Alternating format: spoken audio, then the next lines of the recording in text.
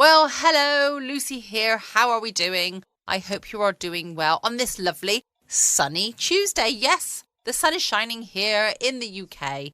After a lovely weekend with the sun shining, bit of a chilly breeze, but it was really, really nice. I was a bit disappointed yesterday then when it was a bit rainy and very, very grey, and I thought, oh no, here we go again. But the sun has been shining today, which makes me very happy indeed, despite the fact that I've been working today and not being able to enjoy it particularly. However, I'm home now. It's a nice sunny evening, so I'm going to go and make myself a cup of coffee and sit in the garden and think about the fact that tomorrow night I will be broadcasting from Spain. Yes, I will. I am off in the morning on an early morning flight over to Spain to enjoy 4 days of the sun. I cannot wait. I really, really can't. It feels like a lifetime ago that I was over there. Tuesday night, of course, means it's comedy night with Hancock's Half Hour. I'm afraid that I might develop a speech impediment if I keep doing that every Tuesday evening. This episode is called The Rail Strike. It's episode 8 of series 2. Enjoy.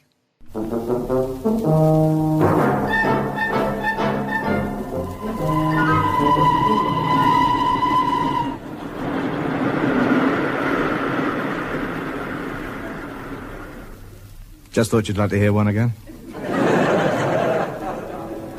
Yes, once again we present Tony Hancock, Bill Kerr, Sidney James and Andre Melly in... Hancock's Half Hour. As always in a national crisis, the more unscrupulous members of the public will try and find the best way of cashing in on it. And as always, Sidney James is the first one to try. But of course, every racketeer first has to persuade an innocent youth, some poor, misguided wretch, to assist him. I tell you, Hancock, if we use our loaves, we can make a fortune out of this rail strike. I don't like it, Sidney. It's not fair to take advantage of the public. We're not taking advantage. We're doing them a service. They got to get about. We've got the transport. Transport? Are you kidding? All we've got is my bike, Tony's skates, and a broken pogo stick. We could use my car. Your car? Have you still got that old thing? Of course I have.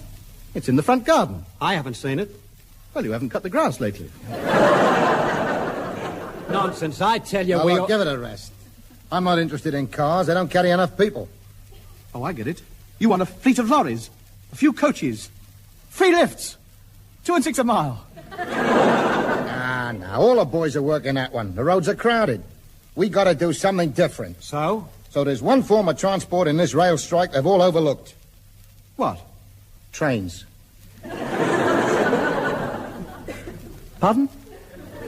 We're going to run our own railway. We'll make a fortune. Ah, now, Sid, let's not be carried away. How can we run our own railway? Easy. All we need is an engine, a few coaches. What do you mean easy? You can't just walk into a shop and ask for an engine and half a dozen coaches. You'd probably have to order them. Look, I got it all worked out. I know where we can get hold of an engine. No trouble at all. Yes? Just leave it to your Uncle Sidley.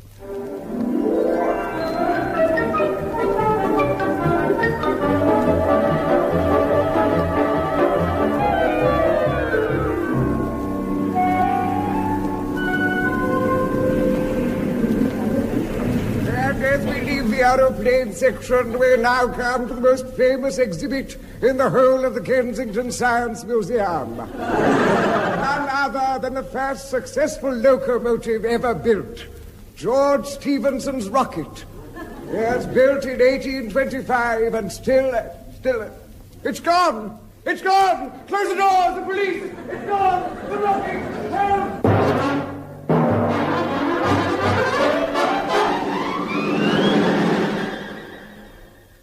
Well, there it is. What do you think of it? Yes. Very good. What is it? What is it? It's a railway engine. It's no flying Scotsman, I agree, but it'll get people to work, and that's all we want. Now, all we need is some carriages, and we're in business. Yeah? How are you going to get hold of them? I don't know. I can't tow them through the streets like I did the rocket. The coppers will never believe that's a new type of chestnut roaster. No. Well, look, we'll have to improvise. Now, let's see. What do we need? Well, say 4 coaches at least. Then a sleeping car, perhaps, a dining car, and a guard's van. Right. Well, come on, let's go out and see what we can find.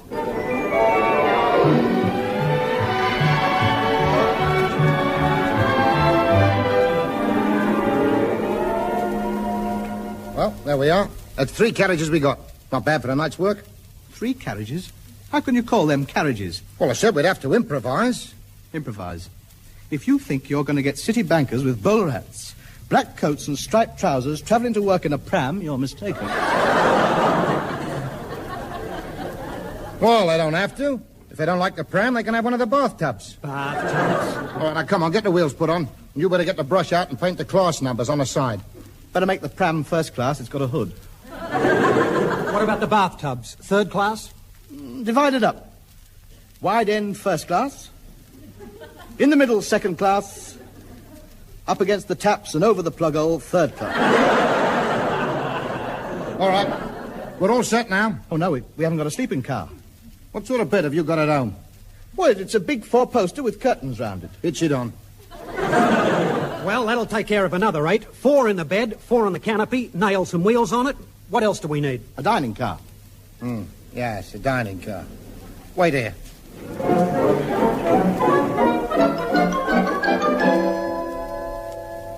Want a cup of coffee and something to eat, Gert? Oh, nice. Yes, please, Fred.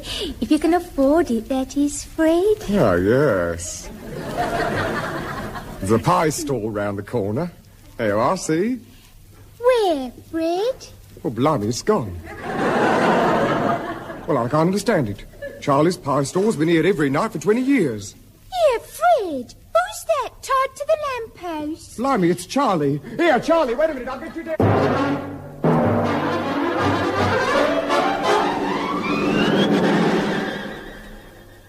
Well, there you are. There's your dining car.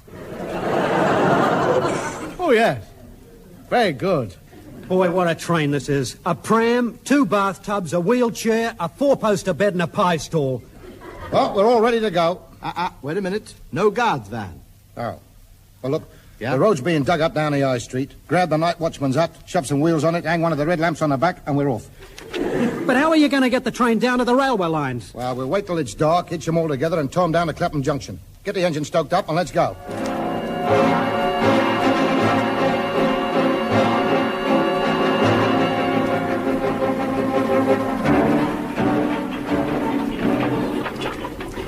Let's see. Clapham Junction. Turn left at the traffic lights. Straight along the A24. Marco! Marco! Keep that pressure up. Bill, how are things back there in the guards van? I don't know. I'm in the bathtub. I wish you'd tell me when you're going to put the brakes on. Don't worry, we haven't got far to go. Don't go so fast. The pie stall's rocking a bit. And watch this bend. The bed's taking the corners a bit wide. Careful up the hill.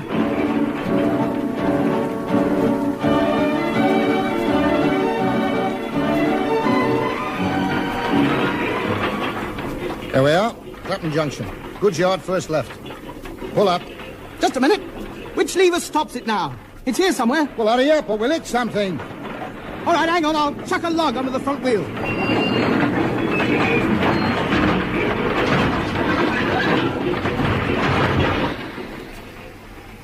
There you are. A perfect stop. Oh, great. Now, how are we going to get the pie stall down off the bedstead? Well, lift it down. You'll have to climb up and take the bath off first. Where is it?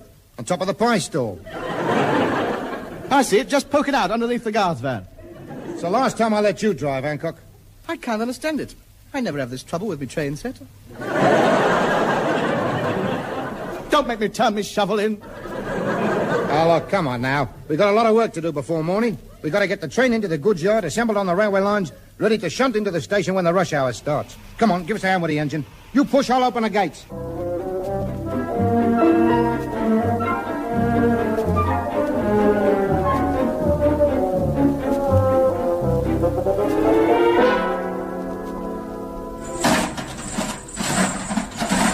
Well, that's the pie stall hitched up. Now just fit the guards van onto the rails, couple it on, and we've finished. Huh. Looks pretty good now, doesn't it? Yes, but it still hasn't got the atmosphere of a train yet. I don't know, it lacks those little touches that our railways do so well. Well, what do you suggest? Well, scatter some dust about. Put a few footmarks over the seats. That's more like it, that's better. Anything else? Yes, but get some pictures put up. Now, I want a nice brown photograph of the bandstand at Leamington Spa in 1897.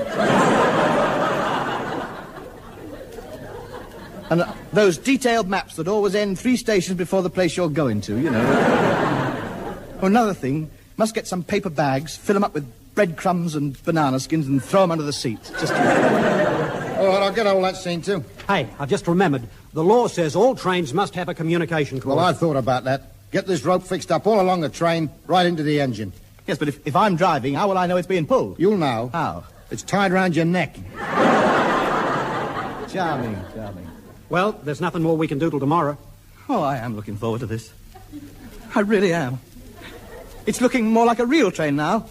I can just see it. The London Continental Express. Tearing through the night, packed with foreign ambassadors, dining with exotic female spies, with split skirts and long cigarette holders, hanging onto the pie stall counter for dear life. All right, come on, we've got to get some sleep. We'll be leaving Clapham Junction tomorrow morning at 10:23 for all stations to Brighton.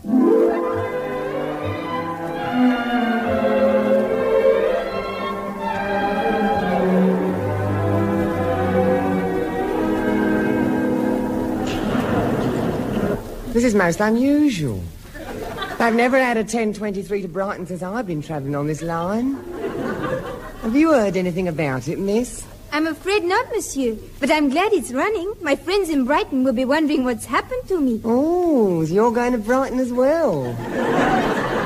Yes, I am. Oh, well, so am I. Yeah, I say. Isn't that lucky? Yes. Yeah. You're French, aren't you? So? Oh, French, eh? Oh, of course, my wife don't understand me, you know. You should speak more plainly. Oh, I don't be like that. Yeah, I'm a commercial traveller, you know. Really? Yeah, I travel in suitcases. Do you? Yeah, well, saves me renting a room, see? Yeah, saves renting a room. Oh, good, dear. Because we lots of little jokes like that, us travellers, you know. I bet you know some jokes, being French and all that, eh? Oh, we're going to have a lot of fun travelling down to Brighton together, aren't we? I think you'll enjoy me, you know, because I'm a bit of a ladies' man, as I expect you've noticed. No. Oh, I am. Oh, yeah. I'm a bit of a devil when I get going. Yeah. Many a time the communication cord's pulled when I'm on board, I'll tell you. Yeah, wait a minute. Can you hear something? Yes, I think the train's coming. Thank goodness. You're right. It's just coming round the bend. Lyme. What's this? I don't believe it. I'm going potty. I'm seeing things. Tell me I'm seeing things. What is it? It's a train, isn't it? The thing now arriving on platform 4 is definitely a train, whatever you may think. It's the 10:23 special calling at all stations to Haywards Heath. The front 2 bathtubs for Brighton, the pram and the wheelchair for Worthing. Get your tickets off the little fat guy on the train.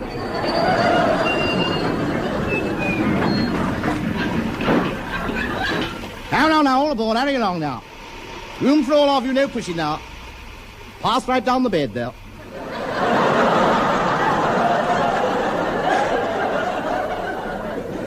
Here you are. Only 6 in the pram. No standing in the bar. That's all, thank you, no more. Full up. I'm sorry that's the lot. Don't panic, you'll all be taken care of. We're running a special relief service. Puffin Billy and half a dozen tea trolleys are due in at 5 o'clock. Right away, girl. That's it, take it away!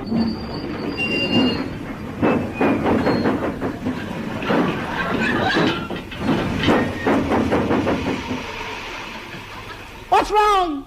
Can't get it started. The load's too heavy. Right. First class passengers, stay where you are. Third class passengers, all out and push.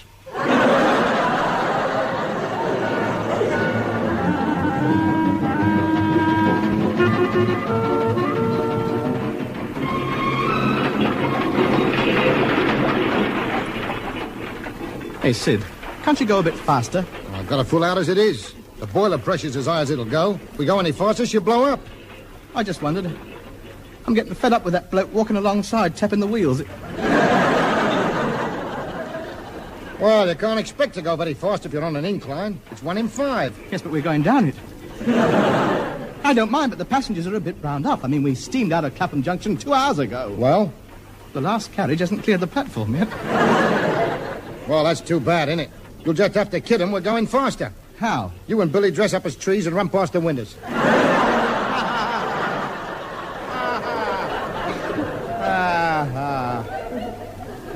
Very droll. Look, there's nothing I can do about it. Now leave me alone and go back and collect the fares. House, please. Have your house ready, please. House, please. 1 to Brighton, please. Oh, it's you, is it? Just a minute. Sid, how much to Brighton? £44.10. £44.10, please. £44.10? That's a lot just to go down to Brighton, isn't it? Not at the speed this train's going. That covers food, board and laundry for a fortnight, it does. Any more fowls, please. Come along, Miss Fowls, please. You ought to be ashamed of yourself. I beg your...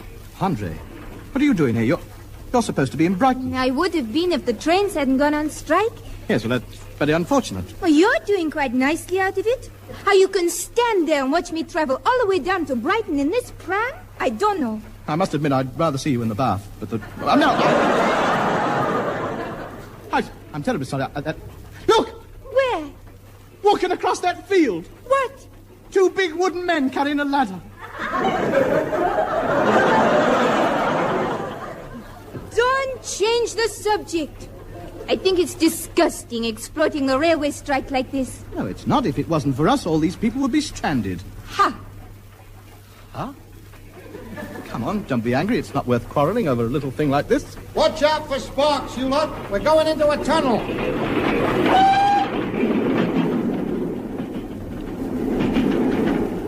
I promise I won't make any more journeys after this one, Andre. It was Sid's idea. Oh, come on, don't be annoyed with me. You know how he talks me into these things? Come on, make up. Little fingers. Sit on my lap. There. That's better, isn't it?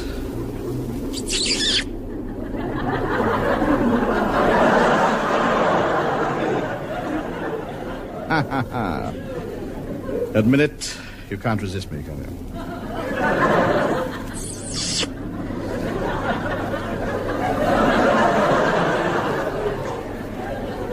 It's just that I'm your type of man, aren't I? Rugged, outdoor.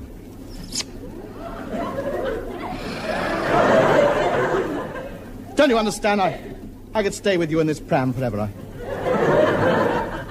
I know we're coming out the tunnel. You better get off me lap. There.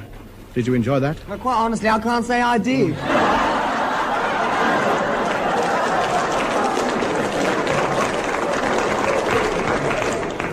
I came back here looking for that girl. Get off. Get up. Get up. Tony, stop it. People are looking. What does he mean? He came back here looking for you. Oh, it's nothing. She fancies me. I beg your pardon? Andre. Who is this man? Oh, I don't know. He's been annoying me ever since we left the station. Oh, has he? Well, you want to watch it, me lad? Or I'll get to work on your ear-hole with me ticket clipper. Oh, yeah. Oh, yeah. Who do you think you are?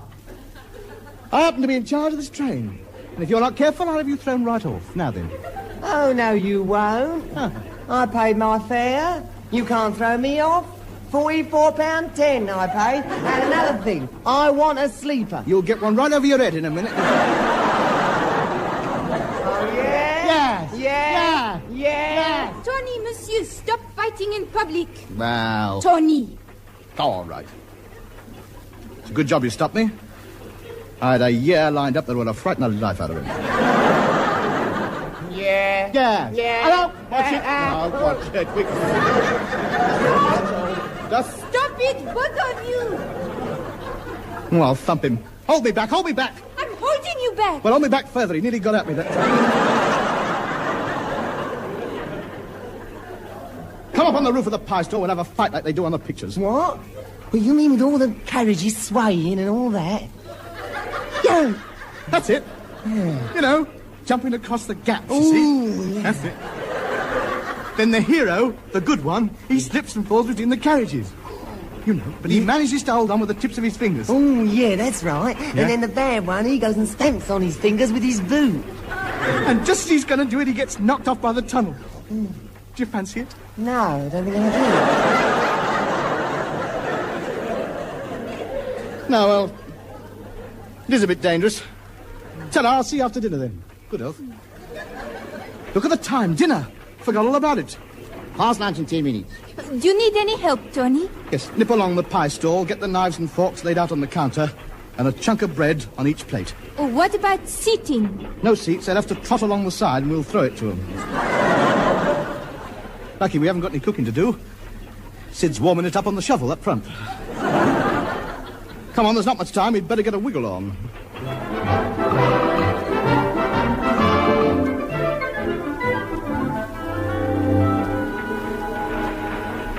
Fast lunch has now been served and dined in car. Fast luncheon, please. All up the pie store for fast luncheon. Thank you. Come along now. Look lively. They're all out onto the track. Slow down, Sid. Give them a chance. There's no 4-minute milers amongst this lot. All ready to start serving, Tony? Right, come in. Right, who's the gent who ordered hot pie, spuds and beans? Me. Catch. Well done.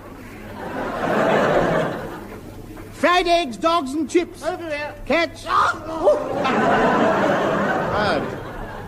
Oh, dear. Right in his mouth. I suppose you want your sweet now. We'll have to wait, hog. And the next. Soup, mince and rice pudding. That's mine. Coming over. Over. Hard line. Oh, bad luck, sir. Wash and brush up, fourpence. Hey, Tub, how's it going? Ah, Bill, nearly finished dinner. Where have you been? In the guards van, making out the log. 4 days out and still no sign of Brighton. How far do you think we're away from it? Oh, about a mile. From Brighton? Clapham Junction. What does Sid think he's doing? You can't blame Sid. He's had the cooking to do as well. He can't shovel in coal and pies. Don't worry, we'll get down there before the summer's out. Listen, if we stop on this train, our only hope of getting to the sea is coast erosion. Hello, boys. How's everything? Hello, Sid. You're supposed to be driving. You can't leave the engine by itself. Oh, there's nothing to worry about. There's a 200-yard straight bit in front. Just got time to have a couple of hours kip. Hey, we'd better get a move on. It's getting dark. All right. Looks like a storm blowing up. Get your post, men. It's going to be a nasty one, this.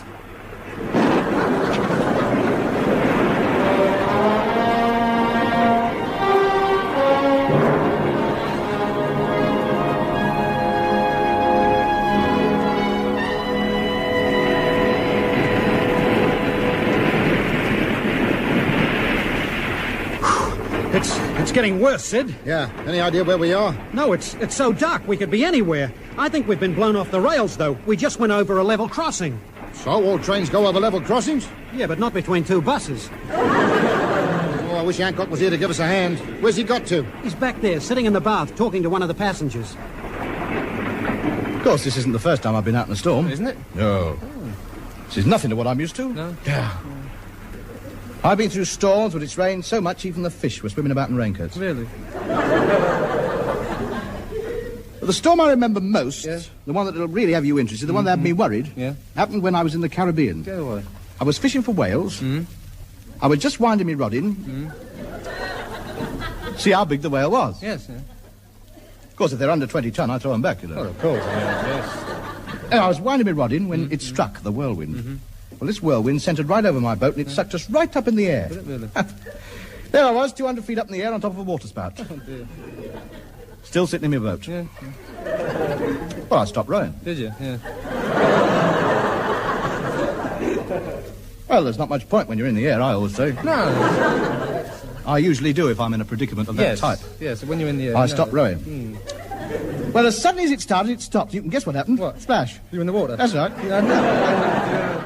There I was, flying about, almost drowning. Yeah. Nearly given up I had when Yeah. suddenly the whaling fleet saw me. You're right. Thank you. I waved and shouted, and they steamed towards me at full pelt. Yeah? Oh, I was relieved. Oh, wonderful. I bet you were. Oh, it was a weight off my mind. I don't mind telling you. I was relieved. I thought I'd had it. You did, you? I thought I'd had it. Good. I can't tell you how pleased I was to see him. He came nearer. All the crew rushing about, excited, and they got within about 20 yards of me, and do you know what they did? What? They harpooned me.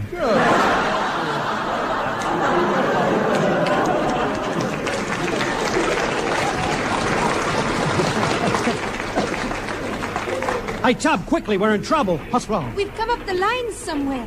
Come off the lines? Yeah, we've been driving along the road for the last 5 minutes. We can't have this. We'll have to drive round again till we find the railway. It must be round here somewhere. Let's pull up and park somewhere till it gets light. Certainly not. You can't just go around parking trains willy-nilly. No, we've got to find some railway lines. Go on, Sid. Drive slowly, keep your eyes open.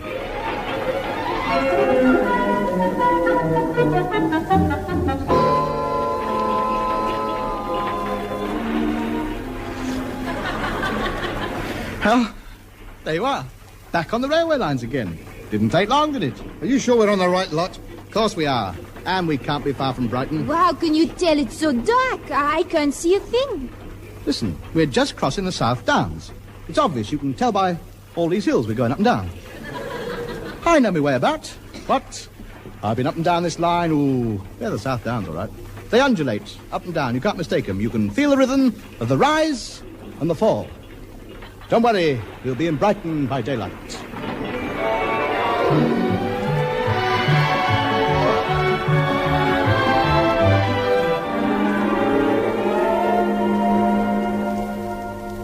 This is the BBC Home Service. Here is the news. This morning, the police arrested the 3 men who stole George Stephenson's rocket from the Kensington Science Museum. They were arrested shortly before dawn this morning when they were found giving members of the public pleasure rides in a homemade train on the Big Dipper at Battersea Park Fun Fair. Just crossing the South Downs. Leave it to me,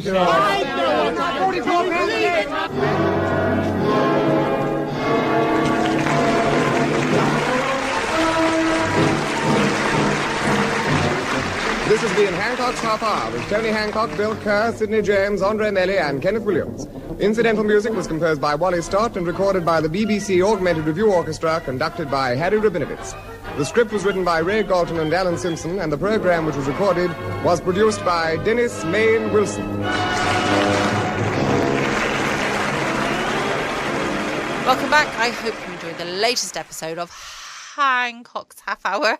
Oh, it's getting worse, that speech impediment. I will be back again from 6 p.m. GMT tomorrow. It'll be 7 for me tomorrow because I will be in Spain, and of course they're an hour ahead. I will probably have a glass of sangria in hand, sat by the pool most of the day tomorrow. That is my plan. Anyway, don't forget you can check out my podcast page at patreon.com/Foxy Geek Girl. Can't wait to catch up with you all tomorrow night. Same time, same place. Nope, same time, different place. You'll reach me in the same place, but I will be elsewhere. In the meantime, stay safe, always be kind, love you all.